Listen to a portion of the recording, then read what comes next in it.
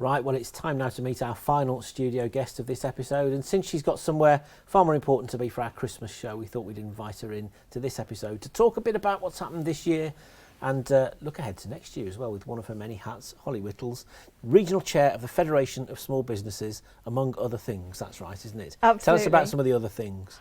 So I'm also Director of Purple Frog, which is a data analytics consultancy, and also Director of Fraggleworks, which I'm probably more known for locally, helping people with their digital marketing. But you've been in your Federation of Small Businesses role now for what, 6 months more? Yeah, it's about that, yeah, and I've just been actually officially sort of elected in for the next 3 years, so it's all quite exciting at the moment. Yeah, that's really So, good. so talk us through your manifesto then. So it's all about supporting businesses, and particularly West Midlands businesses. So my area covers the whole of the West Midlands. So things like infrastructure, pushing back on issues that are affecting businesses, so business rates, grants, funding, skills issues, training, and trying to attract people to come and work and stay in our county. So all kind of local issues. And before we had sort of lockdown, it was pushing things like the Brexit and the flooding that was happening to us, and things like how HS2 is going to affect the region, and more importantly green issues as well, environmental stuff. So there's a whole mixed bag of things that the FSB gets involved in. But one of my particular passions is the digital side of things, the infrastructure, because obviously that's my business, that's what I do. And sometimes when they're talking about, rolling out things like 5G, I'm still saying, yeah, but in Shropshire, some of us haven't got 3G. We still haven't got good enough broadband to be able to work from home or run our businesses. So it's kind of working with government and also FSB to push those issues forward. It's quite interesting, isn't it, given the patch that you cover, how different maybe some of the issues are, certainly in priority terms, for businesses here in Shropshire compared to some of the more urban areas of the patch. How different is it? It's very different. So sometimes I'm in meetings where it's more sort of Birmingham centric, so some of the issues that they're facing are things like the introduction of the clean air zone, and they're talking about procurement issues, late payments, that kind of stuff.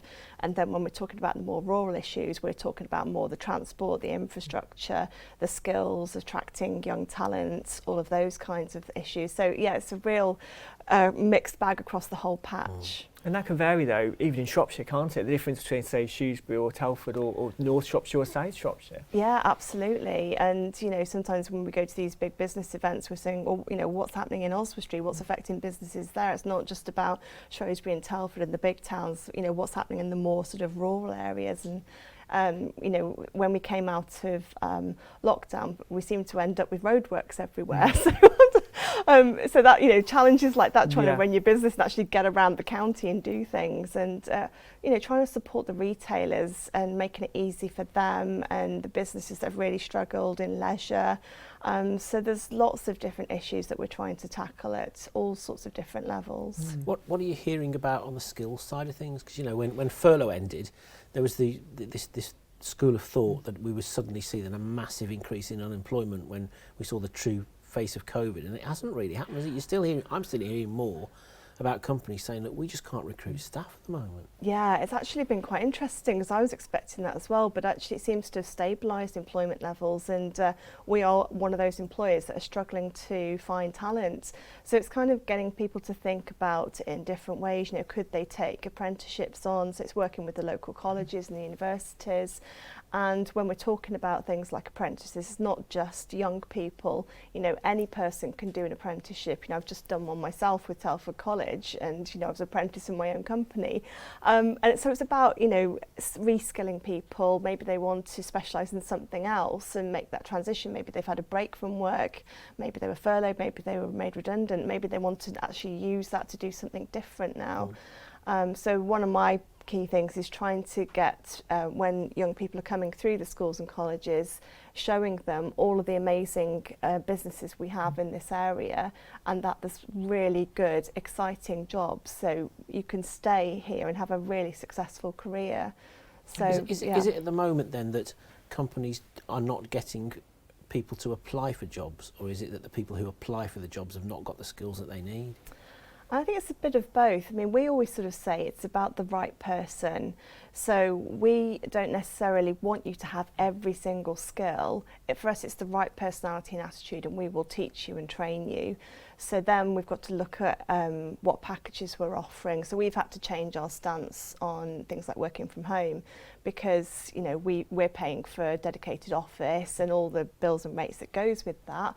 But we've just been through lockdown and COVID. We've proved that you can actually successfully work from home. So we're looking at how we can make that more flexible for our employees. But obviously we're in IT, so we've got to make sure we've got the right VPN networks and the setup and the security, and that they've got the right broadband to be able to do it. But we're changing our position on that, and employees are now asking for that more flexible style of working. Some of them expect it, don't they? Yeah, I was going to say, it's a key part of what they just expect as part of their job now. Yeah, absolutely. Especially if they've got families. That's what I was thinking of, fitting it around the school run maybe, and taking some time out at the beginning or the afternoon time, or even just having an extra day off a week so they can get chores done. Yeah, so all those conversations have now opened up. It's a different world, and I think that's quite positive actually, that we're looking at things differently, because it almost felt like we were all running ourselves into the ground, working long hours, not taking breaks, not taking holidays, not taking tech timeouts.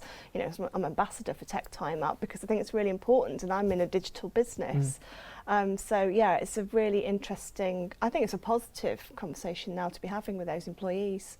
Does that also mean as well that potentially the pool of small businesses that you've got to offer your services to is going to grow, because more people maybe want to set up on their own, because it brings that flexibility, doesn't it? They're their own boss. Yeah, absolutely. I've been doing a lot of work with the growth hubs, and we're seeing a lot of businesses wanting to set up and sort of do those dreams that they already had and create those businesses. So there's lots of entrepreneurial ideas going on. It's not just about the big employers in the area. We've got hundreds and hundreds of small businesses all doing amazing things. And sometimes when I have consultancy sessions with them, I'm like, how are you doing this? How are you making this? This is just fantastic. And it's shouting about all those local success stories, which is why what you guys do is so amazing, because you showcase these businesses. Yeah, which is great for us to do, but also, there's just these businesses that go unnoticed, don't they, really? And as I say, they're really good businesses. Some, though, they go unnoticed in Shropshire, but then they're really big on a national scale. Yeah. So it's quite interesting. Absolutely, and I always say that with my two companies, you probably haven't heard of Purple Frog, because we don't have any local businesses that are our clients, because we're working with national companies and global companies, and it's just by the nature of what we do. But then, I get to work with other businesses with Fraggle, so I get the best of both worlds, really. I always think that Shropshire is seen as this backwater by people that know nothing about the county. And then when they start to delve beneath the surface, they see the world-class businesses that we've actually got here. What surprised you the most since you took on the FSB job about the organisation and the kind of businesses that are involved with it? I think that the size and the structure and the types of businesses that are happening, and also some of the sort of business conversations that are happening, some of like the West Midlands Economic Resilience groups, the kind of conversations that happen there. I was already sitting on various business boards, but there's lots of different things that are all making up a bigger picture. So it's just sort of opening my eyes to what's going on outside of our county, across the whole of the West Midlands, and how it all fits together. And then, I've been invited down to London. I was down at the House of Commons for the budget, and just having those kind of conversations with MPs about local issues that are affecting us. And as a business owner, I think I'm quite relatable, because I'm experiencing those issues, so I can speak and say, well, actually, that's great that you've done that, but that's still not enough, or that's not going to work. So it's a really good opportunity. So get your crystal ball out for us then. What's 2022 got in store for us? I think it's going to be a good year. I've got a really positive feeling about it. Some of the businesses I'm talking to, they've survived, they're adapting, they're thriving now, they're looking at skills and employment, and repositioning themselves. A lot of them have used the opportunity to digitally transform. So, you know, retailers that were saying, you know, I can only take cash, all of a sudden they have had to take card readers.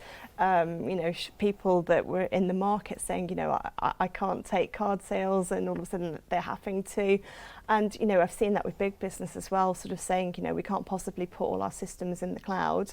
And then throughout lockdown, they've used that opportunity to do that. So I think it's an exciting opportunity. One of my things that I'm looking at this year is how we can create those pathways between education and businesses. So that's one of my key things for next year, about how we can attract those young students and keep them in the county. Fantastic. Well, we will look forward to speaking to you in the new year and finding out a little bit more about that and how you're getting on with it.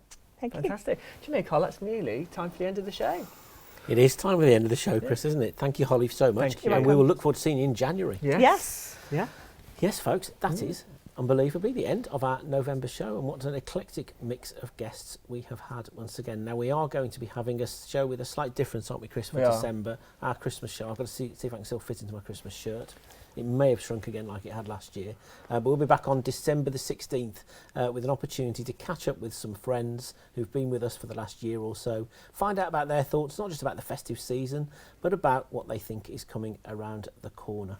Brilliant. And we'd love to hear from you anytime. Just email us info@sbltv or visit the website sbltv.co.uk.